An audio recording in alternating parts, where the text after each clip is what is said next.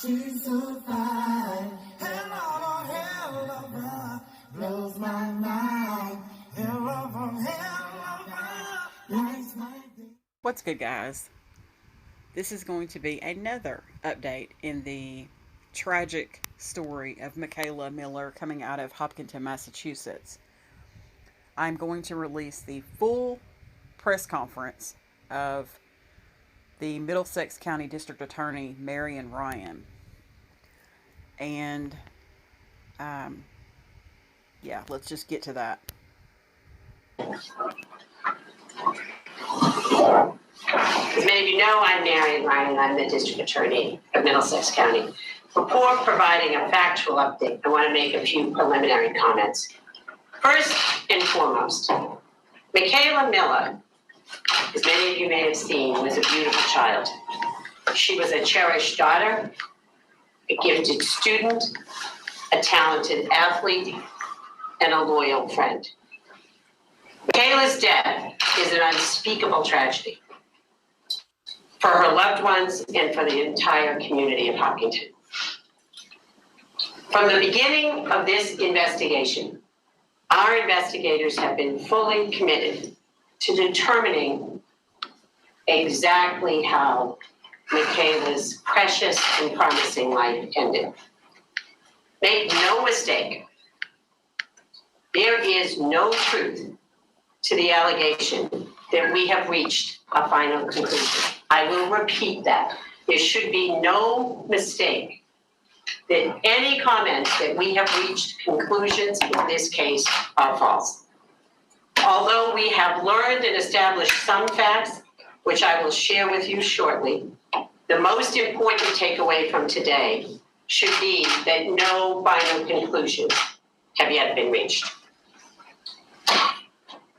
Let me also speak to the calls and questions that we have appropriately received from concerned citizens regarding the notion that this office has in some way neglected Mikayla's case, or worse, so much worse, is engaged in some sort of cover-up because Mikayla was Black or because she was a member of the LGBTQIA community.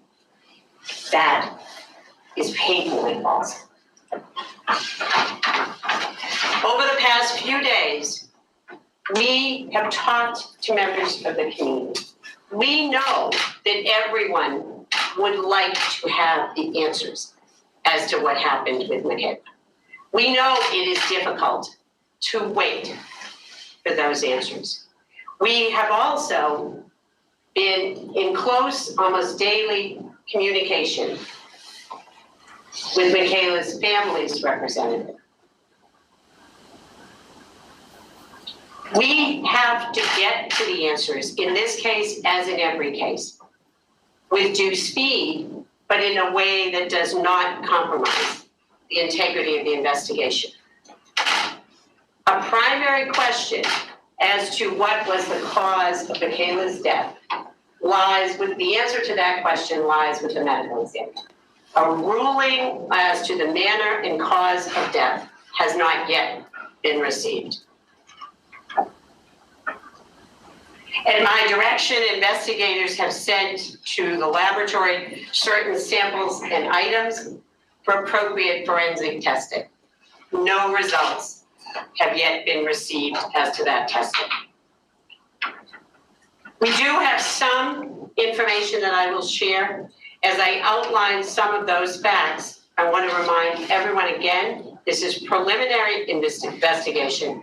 This case will not be closed until we have exhausted all avenues. As this case involves juveniles, there are also some limits as to the information we can provide. This information that we will be talking about today has been gathered as a result of interviewing dozens of witnesses, conducting forensic analysis of various electronic devices, phones and such, and a review of other available evidence, including surveillance video. I'd like to begin by providing a timeline of events beginning on Saturday, April 17th, continuing into Sunday, April 18th. We know that on Saturday, there was an encounter which led to a physical altercation at the club, what's referred to as a clubhouse or a common area of the apartment complex in which Mikayla lived. We know that that occurred sometime between 5:17 p.m. and 6:41 p.m. Based on cell phone data, text messages, and GPS data, we believe that at one point Mikayla had been at that clubhouse recreational area with two friends. Those two friends left, and she was joined by 4 other teenagers. There was an additional female teenager who remained outside in a car. It's sometime between 5:17 and 6:41 that physical altercation occurred between Mikayla and 2 of the teenagers, 1 male and 1 female.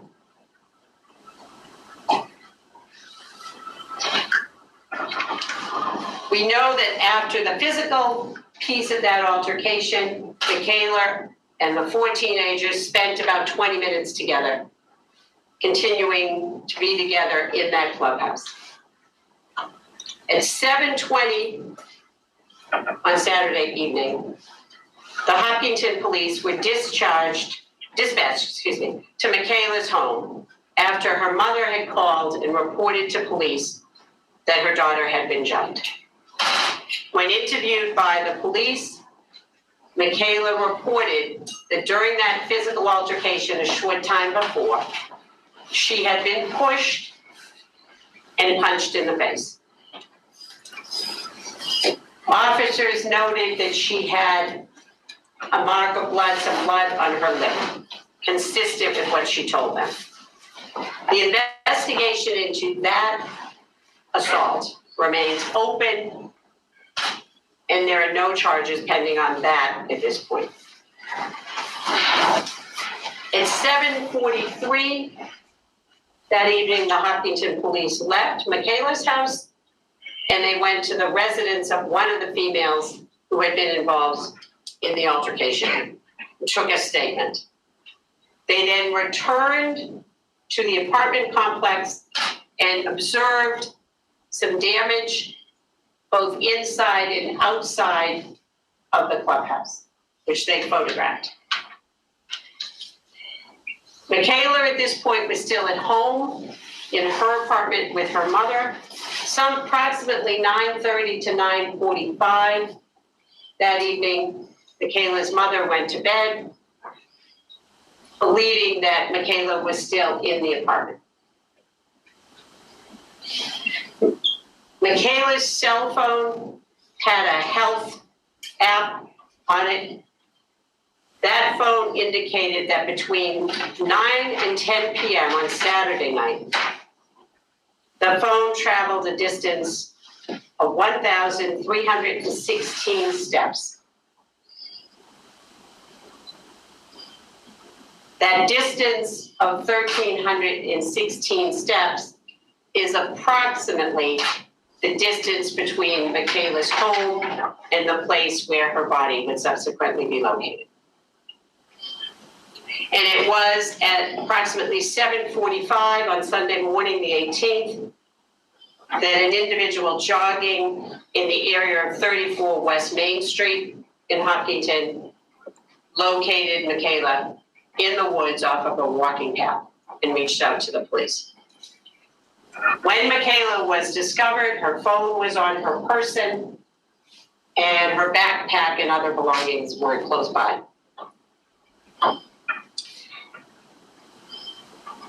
In the days since Mikayla's death, we have pursued, as I mentioned, an extensive investigation. We have confirmed the whereabouts of four teenagers who were inside the clubhouse in the altercation with Mikayla on that Saturday night. And to reach that conclusion of where they were and that they were not in the area of 34 West Main Street, we relied upon cell phone data and other digital evidence. Based on both witness statements and cell phone GPS, we know that the two females who were in the clubhouse earlier have a location confirmed overnight from 8:43 p.m. on Saturday to 5:48 a.m. on Sunday.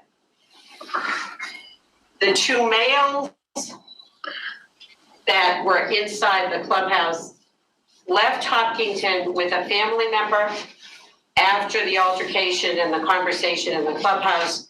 The vehicle that they were traveling in passed through the Easy Pass on the Mass Pike eastbound at 8:08 p.m. and exited the Mass Pike at 8:58 p.m. in Charlton. The two males were also observed on a surveillance video inside a car buying and eating food at the Wendy's in Sturbridge at 9:06 p.m. As to the third female who remained outside, we have witness information indicating her whereabouts being at her residence that evening. Let me again emphasize one thing. Nothing about what I have said brings Mikayla back or consoles her family as they grieve. What we can do and what we really owe her is an accurate and fulsome accounting of what happened and what led to her death. You have my word, both as the district attorney and as a mother who cannot imagine the tragedy of losing a child, that I will deliver those answers. It is going to take us some time to get the results that we need to do that. But in accordance with that pledge that we will get to the answer from Mikayla, I want to make another promise. When this investigation concludes, I will, if appropriate with the permission of the family, release every shred of legally releasable information on our website for you to see and review. You have my word on that. I have long recognized that our obligation is twofold. It is to do a thorough and unbiased inquiry and to then make the results of that inquiry available so that the public has confidence in that inquiry. I assure you that both will be delivered in Mikayla's case. I'm happy to take a few questions. Okay, Ryan, can you talk a little bit about the nature of which Mikayla's body was found? Was she hanging or not? The circumstances, as I mentioned, the manner and cause of death are things that we are awaiting a ruling from the medical examiner as to that. It sounds like you believe she was in that park alone. Any evidence that she may have been murdered or someone else was there? At this point, we do not have evidence that the people from earlier are in that area. We do not have any indication at this point. I want to stress, this is preliminary, that we are not finished. As to who else may have been in the woods or that area on Sunday, we do not have any information as to that at this point. And do you have other evidence that she walked there, possibly from a video camera somewhere other than her health app on the phone? No, and we don't know that we only know that between 9 and 10 o'clock, she took 1,316 steps. Where that went or how that went, we don't know that. We do know that that distance is approximately the distance from her home on Revolutionary Way to where she was found. And was her girlfriend among those teens who were at the clubhouse? It's our understanding that one of the females there is someone with whom there was a relationship. And do you know if she was inside or that female who was outside? She was inside. It's our understanding that that person was one of the females inside. Had a physical altercation with her, or? She was present inside the clubhouse that was being referred to. And just to be, I know there have been some questions as to whether this was a clubhouse in the nature of a boys and girls club or some kind of supervised. This is an apartment complex. There's a really lovely kind of common building area, pool table, seating. I believe particularly relevant, it had Wi-Fi in that building. So that's what we're speaking of. This is not a place where people were being supervised in some way. You still have no reason to believe that Mikayla was murdered, despite what people in Hopkinton are saying right now. Can you say that? We are not commenting on the cause or manner of death at this point. What I can tell you is the facts that we have so far. Dear Ryan, do we know how long it may take for the medical examiner's office I to do not. return the report? I do not. And do we know if Mikayla had any communication with any of those 4 teenagers close to that time period in which she took that 1,316 steps? We believe that the last communication that Mikayla had, which was with someone other than the people, was with a female at approximately 9 o'clock. And it was not any of those Not, individuals? as far as we know, it was not any of those people who were there. Is there any indication of bullying? And in Massachusetts, there have been other cases where young kids have taken their lives that have been bullied. Is there any possibility that you look at the forensics or these phones or text messages that she was driven to kill herself? That's not something we're prepared to address. As you can imagine, forensic examination of anyone's cell phone these days, particularly of young people's, involves tens of thousands of pages. And we are making our way through an examination of the phones, computers, all of that. And what do you say to people that this office was delaying their investigation since this happened a month ago and we're standing here today? Well, it happened a little over 2 weeks ago, and I know some people may not have been aware of the investigation. That does not mean we were not investigating. Why are there no charges about the related to the altercation that occurred prior to her body? As with any criminal charges, we will obviously have to make an assessment given the circumstances, obviously with Mikayla's death, as to whether we have sufficient evidence to go forward. Were those other teens white who were there in that clubhouse? It is my understanding that there were a variety of races. Any sense that race played into that altercation? I have clearly heard that allegation. I think this office has a very strong record of being clear, of naming hate crimes, proceeding and charging appropriately in those cases. I do not have a reason, this is preliminarily, to believe that we do not have any evidence, either positive or negative, as to whether that is the case in this circumstance. Is there anything else that you can say, D.A. Ryan, about the case that might appease, perhaps ameliorate a perception that this was indeed a racial bias incident? You have a rally being planned on Thursday where that in fact is part of the theme. Is there anything else that you can say that might address that perception? I think that what is clear is that this office has a very strong record of examining every case through a lens of racial justice and racial equity and making appropriate assessments and charging decisions in those cases. We are not at that point in this case. If there has been no final conclusion yet, why did police tell Mikayla's family that it was a suicide, and why did the DA's office initially tell media that this was not suspicious? Very often, as everyone knows, things may appear to be one thing and then we learn more information. I think that is why initially we always indicate this is at this time. Clearly, often things come to light as we proceed further in this case. Dear Ryan, you said you all have had consistent communication with the family's representation, but it seems like the family has some difficulties clearly with how things have taken place, and they've made several allegations. What do you attribute that disconnect to be from if you all are having such consistent communication with them? I think, and I expect it would be true of everybody in this room, if something happened to one of my children, I would go to the ends of the earth to get those answers. And I would have wanted the answers immediately. So I completely sympathize. I cannot say I understand, and I think we all hope we're never in a position where we have to understand losing a child and feeling that the answers are not coming quickly enough.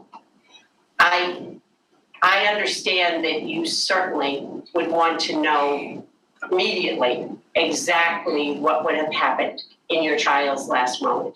And it is a great disappointment always that we cannot immediately give families those answers. I completely understand that. And that all a family wants to hear is tell me why, tell me how, tell me what those last few minutes were like.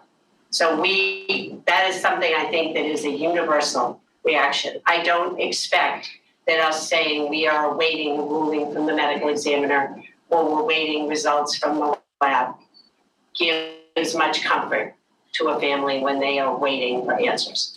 Were there any objects found by Mikayla's body that would seem out of place? Because earlier today, her mother said that a belt was found around. We are not at this point prepared to comment as to the situation or the circumstances surrounding that scene. Okay, we have to one Is there a delay in the ME's report here? I mean, what and why? It is always the case that the medical examiner's office is conducting testing. They're doing all that they do, whatever is appropriate under the circumstances for them to get to that. Many of you have obviously been on other cases where we wait some period of time for that result. There's absolutely nothing unusual or different in this case about the fact that we are waiting. Just for clarification, I know it was considered not suspicious early on. Has that now changed? How would you characterize? We are committed to getting a complete and fulsome answer as to what happened to Mikayla. Thank you all. Thank you. Stay well.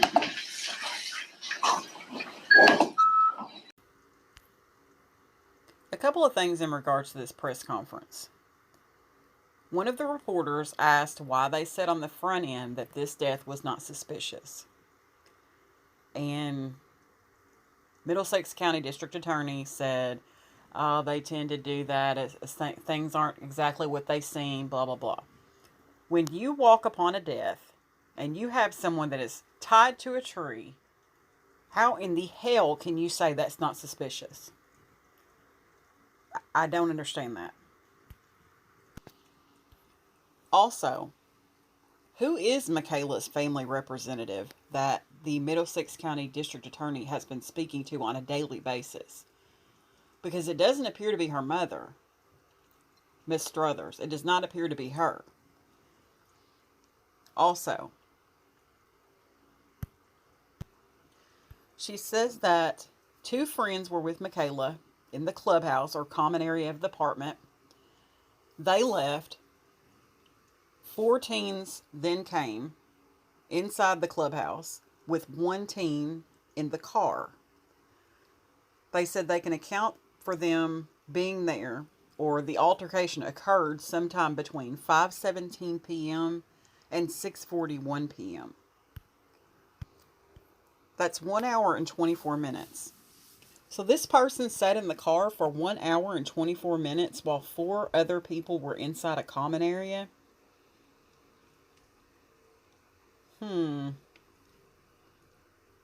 Then afterwards, they were together for 20 minutes after this confrontation.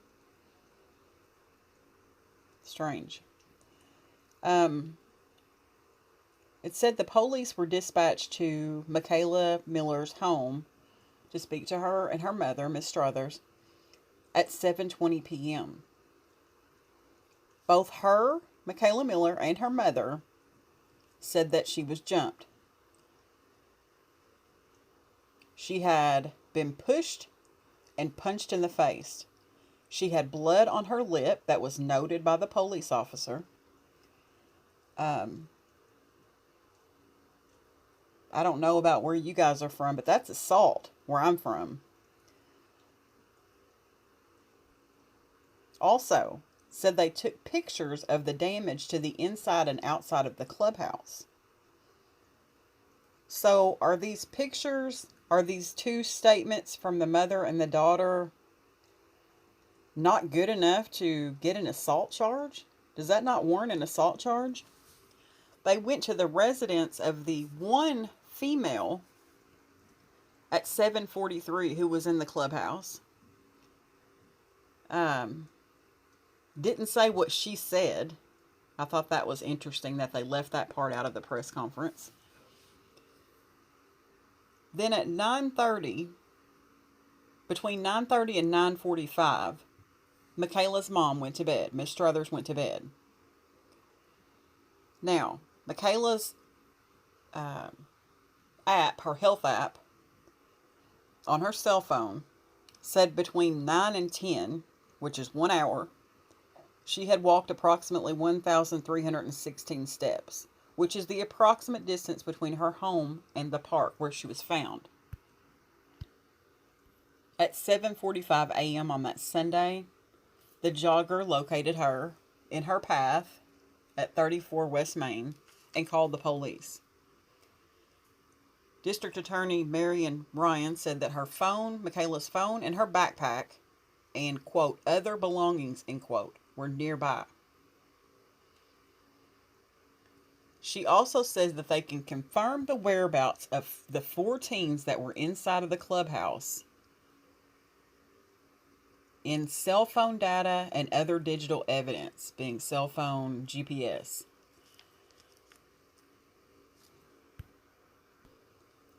She could also confirm that the 2 females that were inside the clubhouse, she could confirm their whereabouts from that electronic device data from 8:43 p.m. to 5:48 a.m. on Sunday.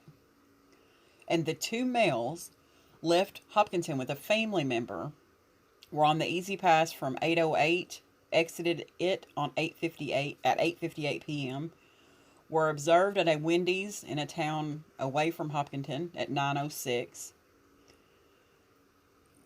The 3rd female, the one that sat in the car, witnesses inside of her home say she was there at her home. But my thing is, none of these, the 2 females, they do have an alibi up until 5:48 a.m. on Sunday. But what about from 5:48 a.m. to 7:45 a.m. when she was found? That still gives time. The 2 males, she could account for them up until 9:06 p.m. at the Wendy's. That still gives them time to be there. And the 3rd female, I'm sorry, but family members inside of a home are not credible. That's not a rock solid alibi. In other words, I won't say it's not credible. That's not a rock solid alibi like a time clock, or a receipt, or a ticket somewhere. Those are rock solid alibis.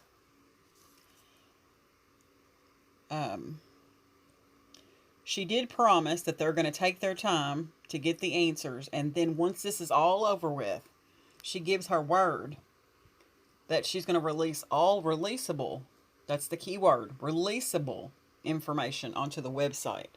Well, you're dealing with juveniles, so I'm not sure how much information in this case is going to even be releasable, to be quite honest with you. And where I'm from, your word is your bond. So I take that very seriously. She stressed multiple times that this is a preliminary. The girlfriend of Mikayla Miller was inside of the clubhouse when this altercation took place, but she was not the one fighting her. The reporters asked about how she was found, Mikayla Miller. She said that she's waiting on the autopsy report or medical examiner's report. She had said, Marian said there was no evidence that the 5 people from earlier were in the park, but did she have evidence that they were not in the park? That's my question. And that's crucial. You can twist it however you want to. It's a word game. She didn't have any other information on anyone else being there. Like somebody that may have been in the park that, you know, just wasn't related to any of this that could have killed Mikayla. And lastly, she said that they believe, quote, believe, end quote, that the last communication with Mikayla and anyone else was a female, and that was at 9:00 p.m. So I just wanted to bring this to the channel because I deal in facts. And I'm going to continue to update. And somebody had left a couple little slick mouth comments on the videos that I did earlier, calling me an investigator. I'm not an investigator, sweetie. Don't get that twisted. I have a YouTube channel. Do I investigate and try to get to the bottom of stuff? Yes. But my job is not an investigator. I wanted to get that out of the way. And when you resort to name calling and being disrespectful towards me, you lose your talking privileges. I'm just not going to deal with it. So I'm going to end the story on that note. But thanks for watching, guys.